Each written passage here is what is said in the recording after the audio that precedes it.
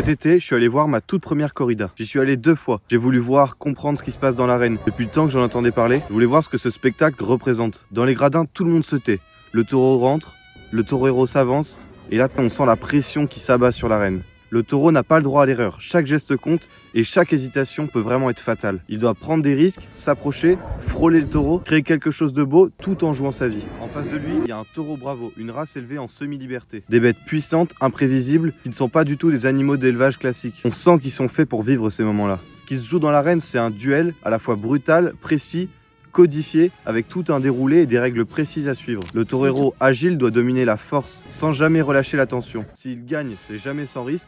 Et s'il perd, tout peut s'arrêter. Moi, je viens pas de ce monde-là, mais en regardant ce spectacle, j'ai compris une chose, c'est qu'en Gascogne, c'est plus qu'un spectacle, c'est une tradition, un rythme, un marqueur culturel. Pour avoir aussi été à 2 courses landaises, c'est un autre style, une autre énergie, mais toujours ce lien fort entre le public, l'animal, l'arène et ce qui s'y passe. La tauromachie, on peut l'aimer ou pas, mais ce qui est sûr, c'est qu'elle raconte quelque chose d'une région, d'un rapport à la bravoure, au risque, à l'animal et au regard des autres. Je suis pas là pour juger, je voulais juste voir, comprendre et montrer ce que j'ai découvert. C'était ma première fois à la corrida et je pense que ce sera pas la dernière. Si tu veux découvrir la ruralité française sous toutes ses formes, abonne-toi, on continue.